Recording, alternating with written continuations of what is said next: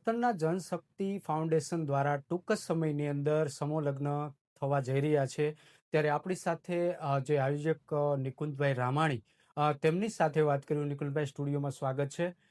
સૌપ્રથમ તો આપણે આજે વાત કરવી છે કે સમૂહ લગ્નની અંદર કયા પ્રકારની તમારા તરફથી વ્યવસ્થા કરવામાં આવે છે? જનરલી અમારો આ ત્રીજો સમૂહ લગ્ન છે. હમ. લગભગ અમે આમ તો કહી શકીએ, ગર્વથી કહી શકીએ, એવા બે સારા એવા સમૂહ લગ્ન, શાહી સમૂહ લગ્ન પૂરા કર્યા.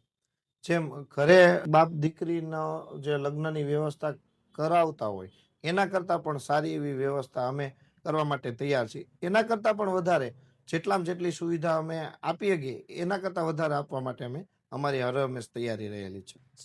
આ સમૂહ લગ્નનો ઉદ્દેશ શું છે?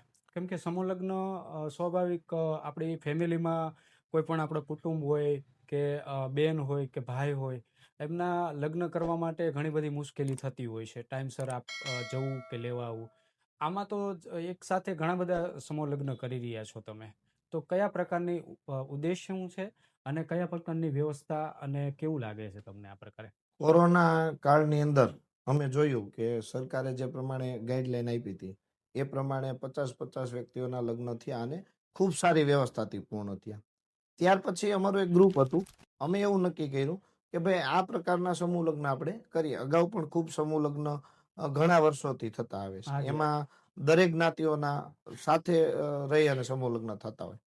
તો જનરલી એવું બનતું હોય કે ઘરે કોઈ પણ લગ્ન ગોઠવાય તો એક ખર્ચાની અંદર એક જ વ્યક્તિના લગ્ન થતા હોય. જ્યારે માની લ્યો કે અમે દર વખતે 11 દંપતીના લગ્ન કરાવીએ છીએ, તો લગભગ એક ખર્ચા ડબલ ખર્ચાની અંદર 11 લગ્ન થતા હોય. એટલે એક સારું એવું કામ જે કહેવાય ને એ પૂર્ણ થાય છે આમાં. આયોજક કેટલા લોકો છો તમે, અને આ તમને વિચાર ક્યાંથી આવ્યો કે ભાઈ આપણે સમૂહ લગ્ન કરવા જોઈએ?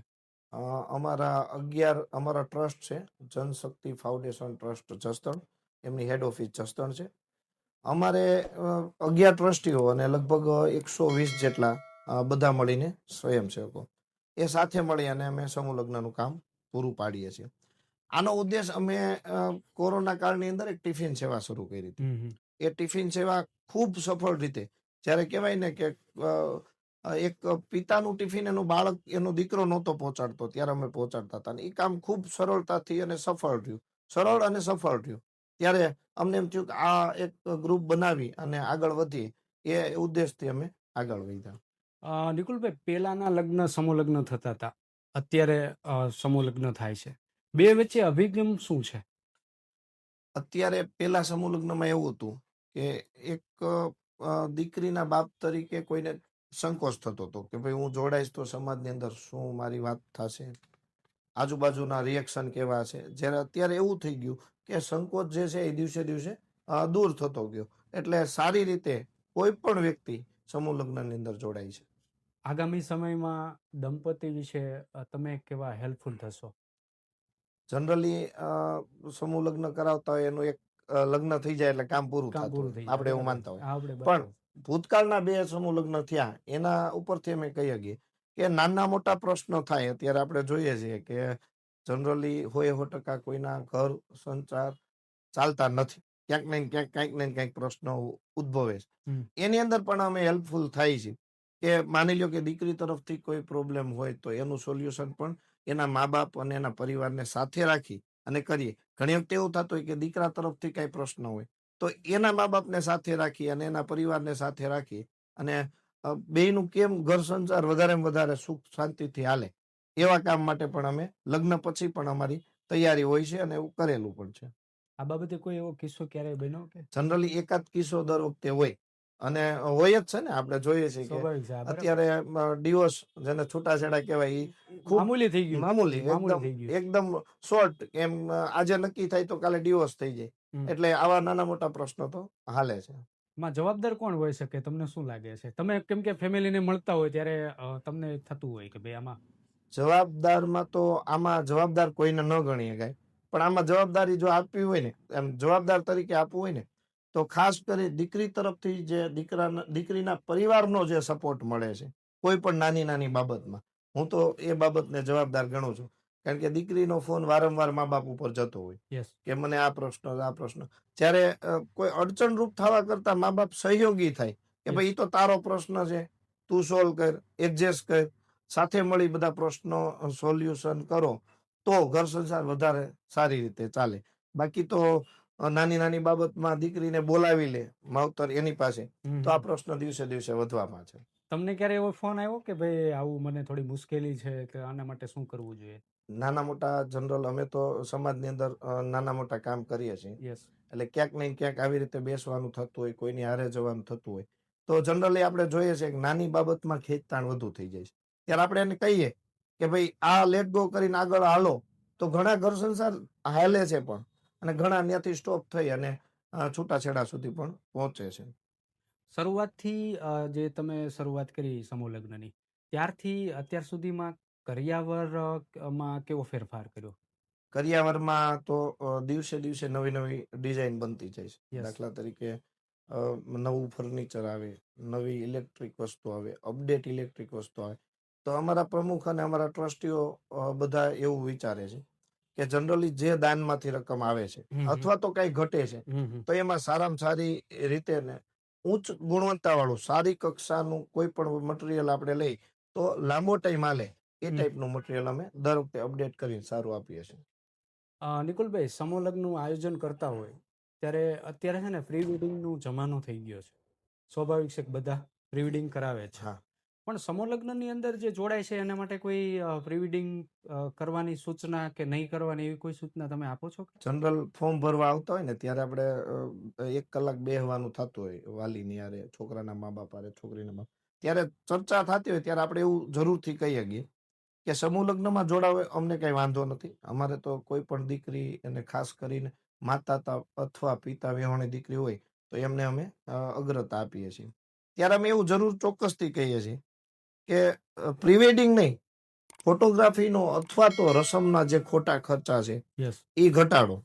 એના બદલે તમે કંઈક ડિપોઝિટ અથવા તો કોઈ પણ જગ્યાએ એવું રોકાણ કરો કે જેમાંથી ભવિષ્યની અંદર એ રકમ આપણને ઉપયોગમાં આવે અથવા તો એ રકમ આપણા ભવિષ્ય માટે વાપરી શકાય. એવી વાતચીત કરીએ છીએ. પણ હવે જમાનો તો અત્યારે અલગ પ્રકારનો થઈ ગયો, કારણ કે દીકરીને બાપ પાસે પૈસા હોય ન હોય પણ દીકરી કે એટલે કરવું પડે.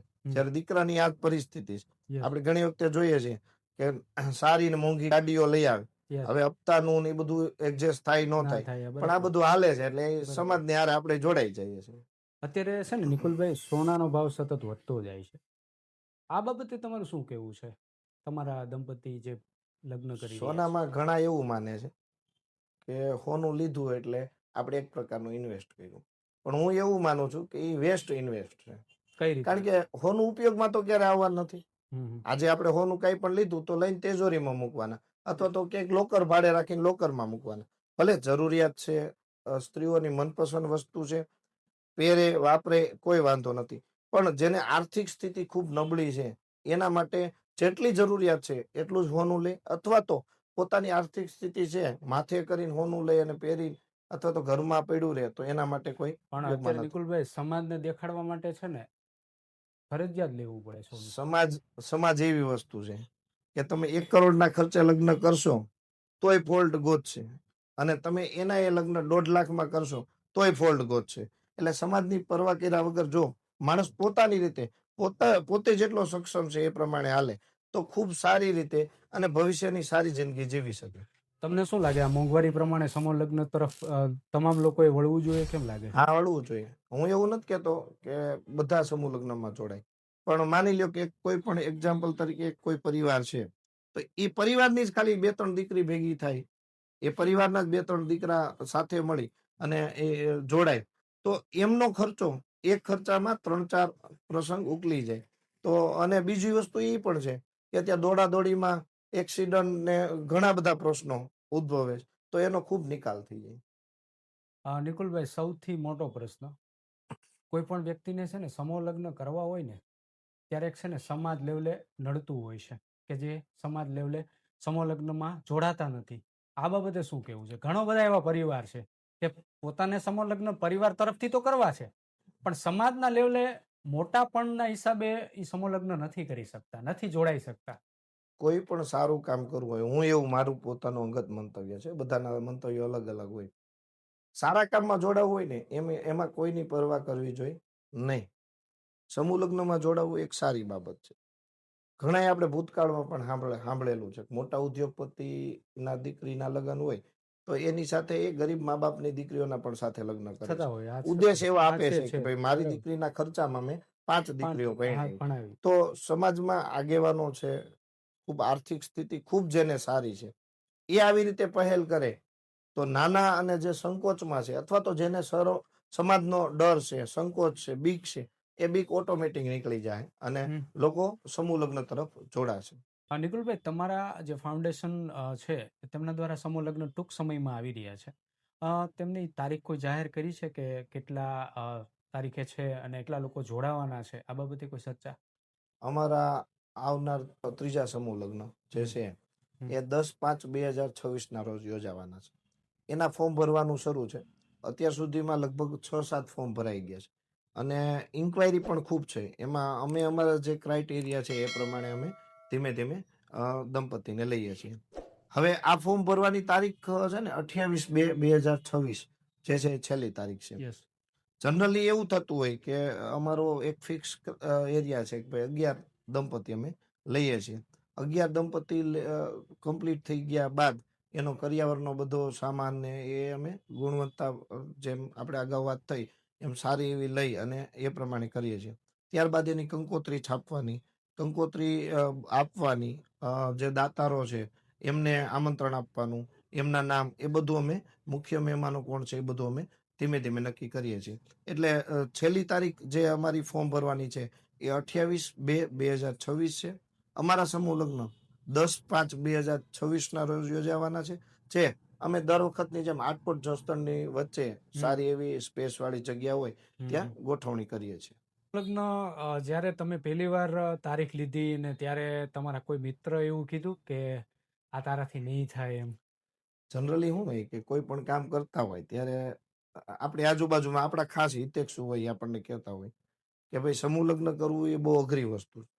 એમાંય સર્વજ્ઞાતિ સમૂહ લગ્ન કરવા એ ખૂબ અઘરી યસ બાબત યસ. છે. એટલા માટે અઘરી બાબત છે કારણ કે બધાને સાથે રાખીને કામ, બધાના રીત એક રિવાજો સરખું દેવાનું, એક સરખું આપવાનું, લોકોના બધાના માઇન્ડ અલગ અલગ રીતે અલગ સેટ સેટ થયેલો હોય. હોય. નાની મોટી માથાકૂટના જે પ્રશ્ન ભૂતકાળમાં ઘણા સમૂહ લગ્નની અંદર થયા છે. કોઈ કરિયાવર બાબતમાં હોય, કોઈ બીજી ત્રીજી બાબત, કોઈ વ્યવસ્થાની બાબતમાં હોય. ત્યારે અમારા ઘણા એવા મિત્રો કહેતા હોય કે ભાઈ જે તમે જે કરતા હોય એ કરો, આ રહેવા દો. કારણ કે એટલા માટે કે અમારા ટ્રસ્ટની અંદર અમારા પ્રમુખ હિતેશભાઈ, ત્યારબાદ રવિન્દ્રભાઈ છાયાણી અને ભરતભાઈ ભાલાળા જે અમારા વડીલ છે, એ સિવાય અમારા બધા ટ્રસ્ટીઓ, અમે એક સાથે મહેનત કરતા હોય ને ત્યારે નાના મોટા પ્રશ્નો થતા હોય ત્યારે કોઈ એવું કહેતું હોય કે ભાઈ આવા કામ તમારાથી ન થાય. પણ ખુશીની વાત એ છે કે અમે આવા બે સારા એવા જે શાહી સમૂહ લગ્ન કહેવાય એવા અમે પૂરા કર્યા છે. એ બાબતને અમને ખૂબ ખુશી. શું લાગે નિકુલભાઈ, આગલા સમયની અંદર સૌથી વધારે કેટલા સમૂહ લગ્ન કરી શકશો તમારી સંસ્થા તરફથી? ઘણી વખતે અમારી એવી ચર્ચા થાય કે ભાઈ ગઈ વખતે આપણે 11 કર્યા તો આવતી વખતે 21 કરી, 51 કરી. પણ અમે એટલા માટે 11 આ વખતે મૂક્યા છે કારણ કે હજી 2-3 વખત જોઈ લઈએ. કારણ કે ખાલી આયોજનથી પૂરું નથી થતું. આર્થિક રીતે દાતારો પાસેથી દાન લેવું અને અત્યારે મંદી તેજીનો માહોલ ખૂબ ભયંકર હાલતો હોય. દાન આપવા વાળા ફિક્સ છે, એ જેટલા છે એટલા જ છે. એમની પાસે અમે લેવા જતા હોય, બીજા લેવા જતા હોય, બીજી અધર સંસ્થાઓ જે છે એ બધા લેવા જતા હોય. એટલે વારંવાર મોટી રકમ માટે શરમાવા. અને અમે એવું વિચારીએ છીએ અમે બધા પણ આર્થિક રીતે મજબૂત થાય અને અમારો સહયોગ અત્યારે છે પણ આના કરતા વધારે સહયોગ અમે જયારે આપી શકીએ સંસ્થાને ત્યારે આના કરતા પણ વધારે સંખ્યામાં લગ્ન કરીએ.